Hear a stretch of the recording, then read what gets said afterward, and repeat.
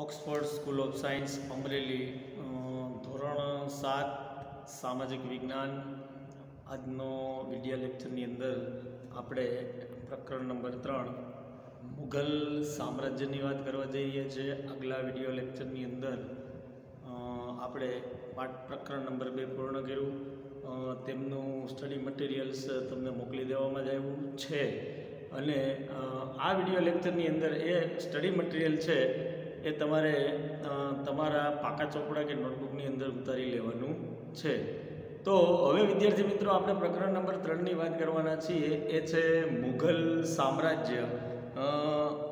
આપણે 150 વર્ષ આમ તો ઘણા વર્ષો આપણે બહારના આક્રમણોને સહન કર્યા। એ બહારના આક્રમણો આપણા ઉપર બહુ જ વધારે પડતી જબરદસ્તી કરી અને આપણો જે દેશ છે એ દેશ ઉપર એમણે શાસન કર્યું। હવે વિદ્યાર્થી મિત્રો આપણા ઉપર જે વિદેશી પ્રજાઓ હતી એ વિદેશી પ્રજાઓએ આપણા ઉપર જે શાસન કર્યું તેમાં આ મુઘલ સામ્રાજ્યનો પણ સમાવેશ થાય છે। આ મુઘલ સામ્રાજ્ય મૂળ અફઘાનમાંથી એટલે કે કાબુલમાંથી આવેલી છે, એટલે કે હાલનું જે અફઘાનિસ્તાન છે ત્યાંથી આવેલું આ મુઘલ સામ્રાજ્ય એમણે દિલ્હી ઉપર પોતાનો તખ્તો જમાવેલો હતો। તો આપણે વાત કરીએ કે તમે તાજમહેલ જોયો છે, દિલ્હીનો લાલ કિલ્લો, ફતેહપુર સિકરીનો બુલંદ દરવાજો, આ બધા સ્થાપત્યો મુઘલ શાસકોએ બંધાવ્યા હતા। એટલે કે તમે તાજમહેલ જોયો છે, દિલ્હીનો લાલ કિલ્લો જોયો છે, ફતેહપુર સિકરીનો બુલંદ દરવાજો જોયો છે। તો વિદ્યાર્થી મિત્રો તમે જો આ જે સ્થાપત્યો જોયા છે તો એ બધા સ્થાપત્યો છે એ મુઘલ શાસકોએ બંધાવ્યા હતા। એમાં આ તાજમહેલ એ ખૂબ જ જે સ્થાપત્ય છે એ ખૂબ જ પ્રખ્યાત સ્થાપત્ય છે। એ પછી દિલ્હીનો લાલ કિલ્લો છે એ પણ ખૂબ જ પ્રખ્યાત સ્થાપત્ય છે। ફતેહપુર સિકરીનો બુલંદ દરવાજો છે એ પણ ખૂબ જ પ્રખ્યાત સ્થાપત્ય છે। આ બધા જ મુઘલ શાસકોએ બંધાવ્યા હતા। મુઘલ શાસનની સ્થાપના પહેલાં સલ્તનત યુગનું શાસન હતું એ આપણે જોયું। ઉપરાંત કેટલાક રાજપૂત રાજ્ય પણ હતા। આપણે આગલા પ્રકરણની અંદર પણ જોયું કે સલ્તનત યુગ એમનું શાસન, જ્યારે મુઘલોની સ્થાપના થઈ એ પહેલાં સલ્તનત યુગ હતું। આ ઉપરાંત કેટલાક રાજપૂત રાજ્યો પણ હતા। અને હવે આપણે ભણવાની વાત કરવાની છે એ છે મુઘલ સલ્તનતની સ્થાપના। કઈ રીતે મુઘલો આપણા દેશમાં આવ્યા, એમણે પોતાનું સામ્રાજ્ય જમાવ્યું, એમણે કઈ રીતે સ્થાપના કરી, એ તમામ વાત આપણે કરવાની છે। ભારતમાં મુઘલ સામ્રાજ્યની સ્થાપના ઈસવીસન 1526માં બાબરે કરી હતી। તેનું મૂળ નામ ઝહીરુદ્દીન મુહમ્મદ બાબર હતું। બાબર અને ઇબ્રાહિમ લોદી વચ્ચે પાણીપતનું યુદ્ધ થયું। આપણે આની પહેલાંના વિડીયો લેક્ચરમાં આ વાત કરી હતી કે ઇબ્રાહિમ લોદી છે એની અને બાબર વચ્ચે પાણીપતનું યુદ્ધ થયું હતું 20 એપ્રિલ 1526, જેને પાણીપતના પ્રથમ યુદ્ધ તરીકે ઓળખવામાં આવે છે। બાબરે આ યુદ્ધમાં તોપનો ઉપયોગ કરી ઇબ્રાહિમ લોદીને હરાવ્યો અને ભારતમાં મુઘલ સામ્રાજ્યની શરૂઆત થઈ અને મુઘલ સામ્રાજ્યની સ્થાપના કરી। ફરી વખત આપણે જોઈએ વિદ્યાર્થી મિત્રો કે મુઘલ સામ્રાજ્ય ભારતની અંદર કેવી રીતે પગપેસારો કર્યો, કેવી રીતે સ્થાપના થઈ। તો કે આ બાબર છે એ મૂળ અફઘાનમાંથી એટલે કે કાબુલમાંથી આવેલો છે। આ એક મુસ્લિમ શાસક હતો। એણે પોતાના મુઘલ સામ્રાજ્યની સ્થાપના ઈસવીસન 1526માં કરી હતી। તેનું મૂળ નામ શું હતું? તો કે આ બાબર છે તેનું મૂળ નામ ઝહીરુદ્દીન મુહમ્મદ બાબર હતું।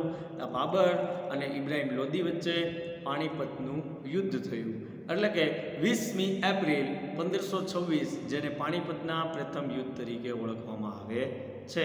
બાબરે આ યુદ્ધમાં શેનો ઉપયોગ કરેલો હતો કે બાબરે આ યુદ્ધમાં એ સમયમાં તોપનો ઉપયોગ કરી ઇબ્રાહિમ લોદીને હરાવ્યો હતો અને ભારતની અંદર પ્રથમ વખત મુઘલ સામ્રાજ્યની શરૂઆત થઈ અને મુઘલ સામ્રાજ્યએ પગપેસારો કર્યો, મુઘલ સામ્રાજ્યએ સ્થાપના કરી। આ મુઘલ શાસકોમાં કોણ કોણ હતા? તો કે આ મુઘલ શાસકોમાં પ્રથમ બાબર, સેકન્ડ નંબર ઉપર હુમાયુ, ત્રીજા નંબર ઉપર અકબર, ચોથા નંબર ઉપર જહાંગીર, ત્યાર પછી શાહજહાં અને ઔરંગઝેબનો સમાવેશ થાય છે. આ બધા જ વ્યક્તિઓ છે એ મુઘલ શાસકોમાં એમનો સમાવેશ થાય છે. આ બધા જ તમારે લાઇન ટુ લાઇન યાદ રાખવાના છે. ફરી વખત આપણે જોઈ લઈએ કે મુઘલ શાસકોમાં બાબર, ત્યાર પછી હુમાયુ, અકબર, જહાંગીર, શાહજહાં અને ઔરંગઝેબ, આ બધા જ વ્યક્તિઓ છે એ મુઘલ શાસકો હતા. એમાં આપણે એક પછી એક આ બધા જ શાસકોનો અભ્યાસ કરવાનો છે. એમાં પ્રથમ છે બાબર. એનો સમય છે ઈસવીસન 1526 થી ઈસવીસન 1530. એટલે કે ઈસવીસન 1526માં એણે પગ પેસારો કર્યો અને ઈસવીસન 1530માં તેમનો સમય પૂરો થયો. બાબર કુશાગ્ર બુદ્ધિવાળો અને શક્તિશાળી યોદ્ધા હતો. તે ફારસી અને અરબી ભાષાનો જાણકાર, પ્રકૃતિ પ્રેમી અને એક લેખક પણ હતો. તેણે આત્મકથા પણ લખેલી છે.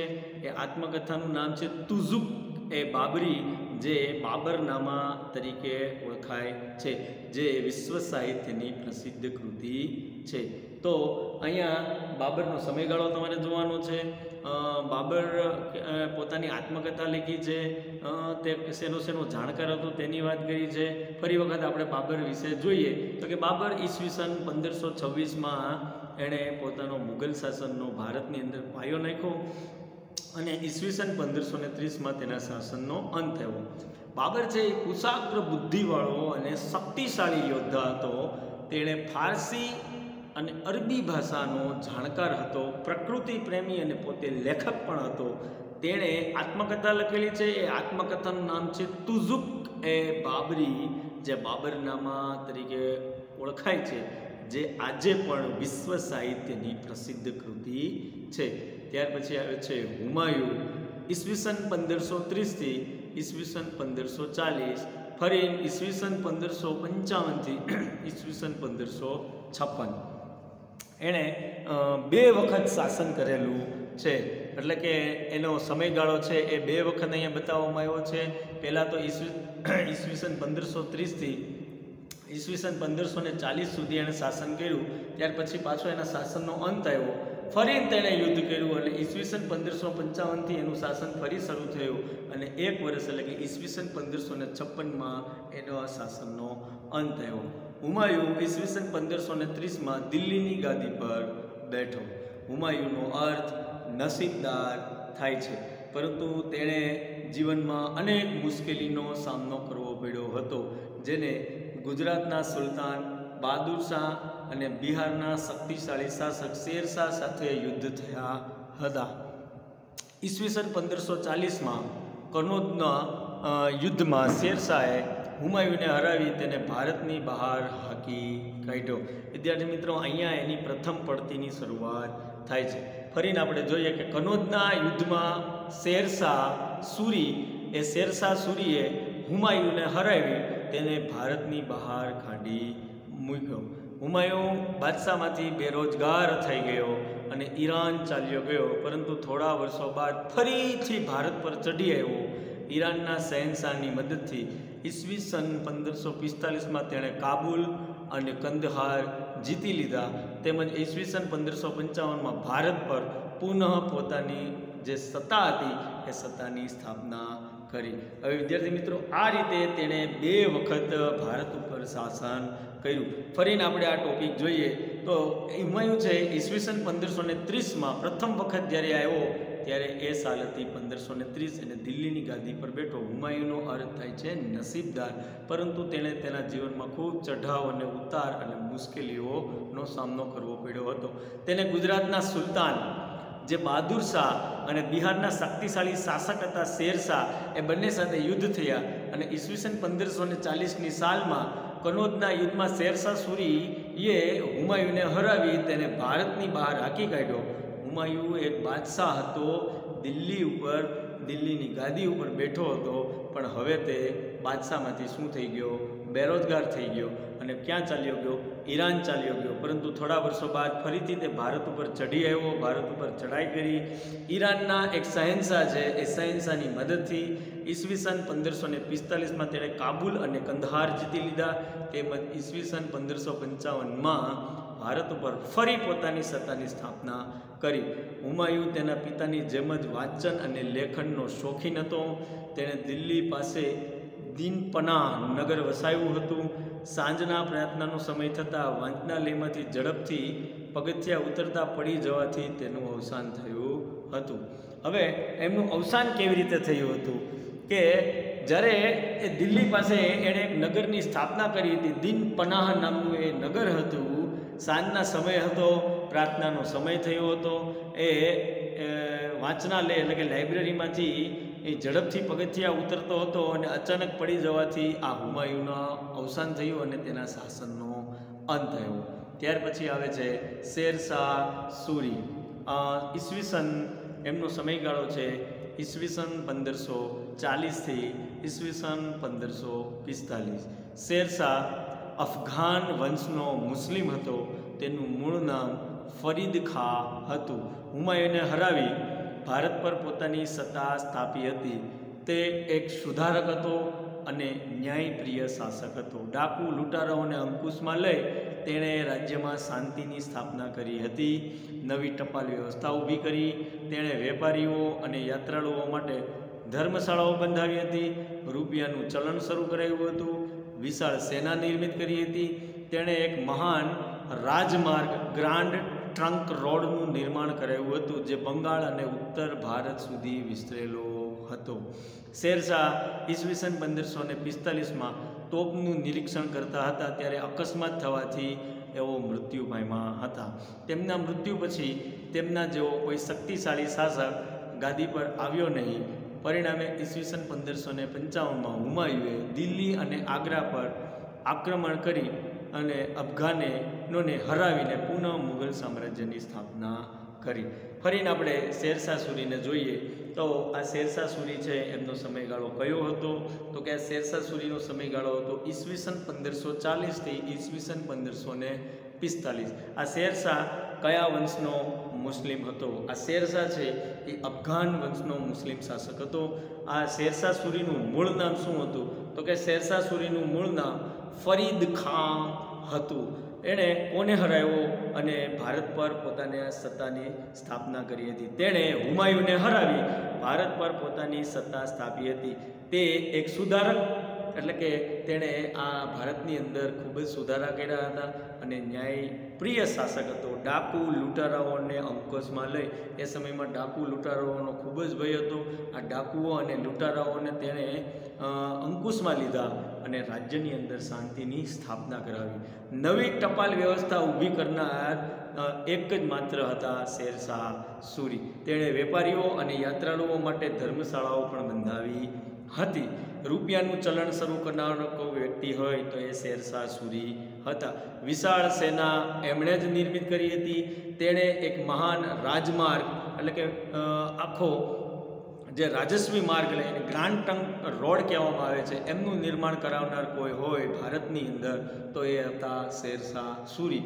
જે બંગાળ અને ઉત્તર ભારત સુધી આ ગ્રાન્ડ ટ્રંક રોડનું નિર્માણ થયેલું છે. એટલે કે પશ્ચિમ બંગાળથી ઉત્તર ભારત સુધી જે રાજમાર્ગ બનાવવામાં આવ્યો હતો, ગ્રાન્ડ ટ્રંક રોડ બનાવવામાં આવ્યો હતો, એ ગ્રાન્ડ ટ્રંક રોડનું નિર્માણ કરનાર હતા શેરશાહ સૂરી. શેરશાહ સૂરી હતા એણે ઈસવીસન 1545માં એક વખત તેઓ તોપનું નિરીક્ષણ કરતા હતા. એ તોપનું નિરીક્ષણ કરતાં કરતાં અકસ્માત થયો.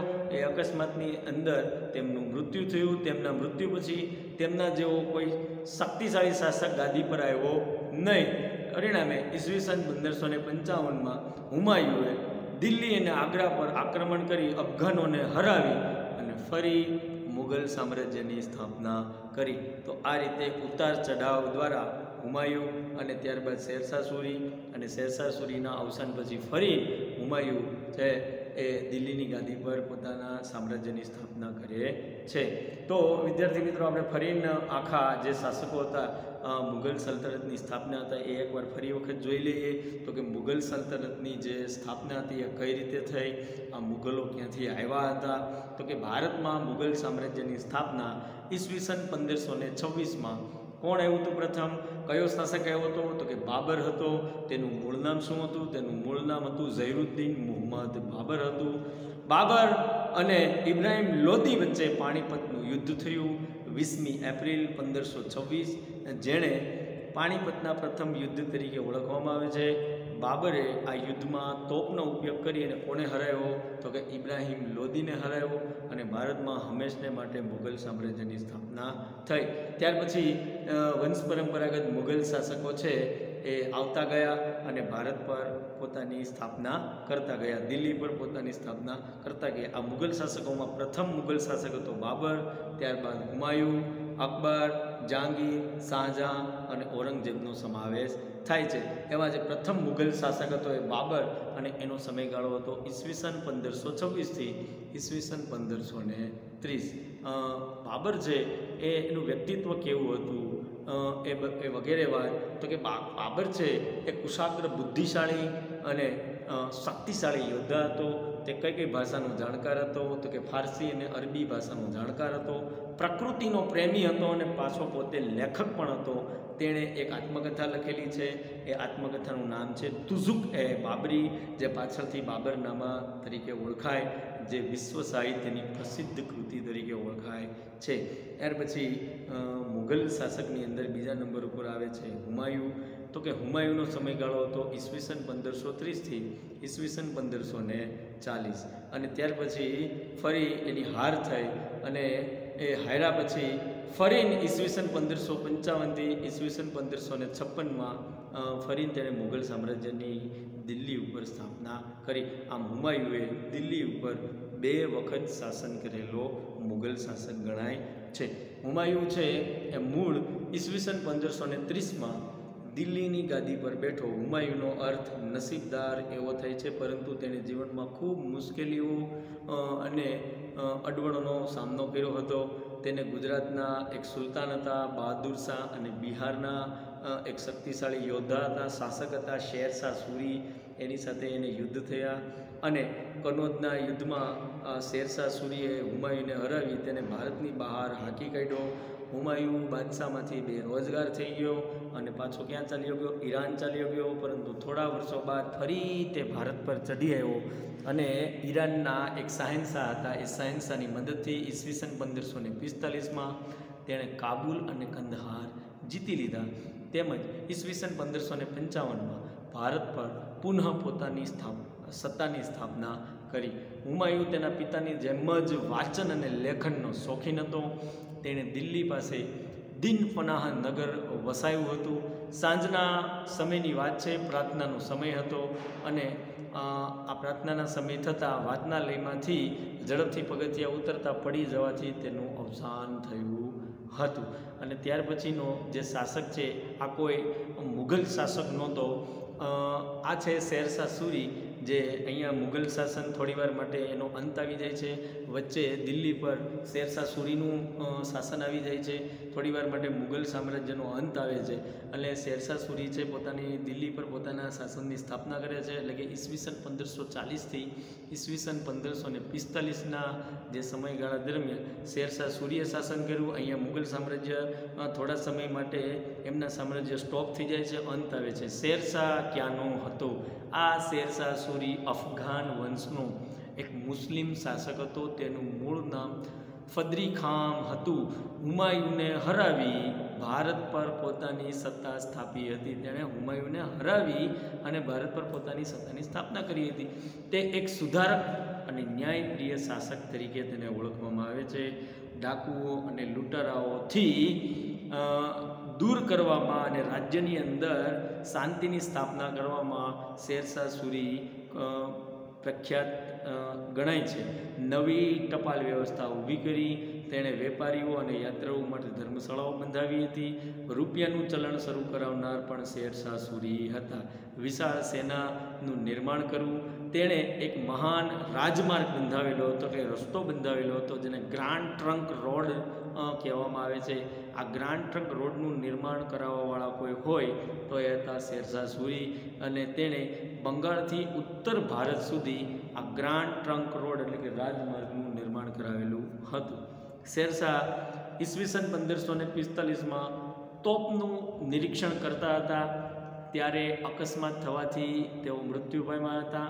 તેમના મૃત્યુ પછી તેમના જેવો કોઈ શક્તિશાળી શાસક ગાદી પર આવ્યો જ નહીં. પરિણામે ઈસવીસન 1555માં હુમાયુએ ફરી દિલ્હી અને આગ્રા પર આક્રમણ કરી અફઘાનોને હરાવી અને પુનઃ મુઘલ સામ્રાજ્યની સ્થાપના કરી. અહીંયા ફરી મુઘલ સામ્રાજ્યની સ્થાપના થાય છે, કારણ કે શેરશાહ સૂરી છે એ તોપનું નિરીક્ષણ કરતા હતા અને નિરીક્ષણ કરવાથી અકસ્માત થયો અને તેઓ મૃત્યુ પામ્યા. એટલે તેમના જેવો શાસક ફરી મળ્યો નહીં. દિલ્હીની ગાદી પર કોઈ એવો શાસક આવ્યો નહીં. એટલે હુમાયુએ આ તકનો લાભ લઈ દિલ્હી અને આગ્રા પર આક્રમણ કર્યું અને એના અફઘાનો છે એ અફઘાનોને હરાવી અને ફરી મુઘલ સામ્રાજ્યની સ્થાપના કરી. આ રીતે પાછું દિલ્હી પર મુઘલ સામ્રાજ્યની શરૂઆત થાય છે. હવે પછીનો જે ટોપિક છે અકબર, એ આપણે નેક્સ્ટ વિડીયો લેક્ચરની અંદર જોઈશું. તો આજના વિડીયો લેક્ચરની અંદર આપણે જે મુઘલ સામ્રાજ્યની વાત કરી, એમના શાસકોની વાત કરી, એમની સ્થાપના કેવી રીતે થઈ, ત્યાર પછી મુઘલ સામ્રાજ્યનો થોડોક સમય માટે અંત આવ્યો, ત્યારબાદ શેરશાહ સૂરી આવ્યો અને શેરશાહ સૂરીનું મૃત્યુ થયું અને ફરીને હુમાયુ દિલ્હી પર ચડી આવ્યો અને દિલ્હી પર પોતાના મુઘલ સામ્રાજ્યની સ્થાપના કરી. એની વિગતે વાત કરી. હવે જે અકબર નામનો જે શાસક છે એમનું વાત આપણે નેક્સ્ટ વિડીયોની અંદર કરીશું.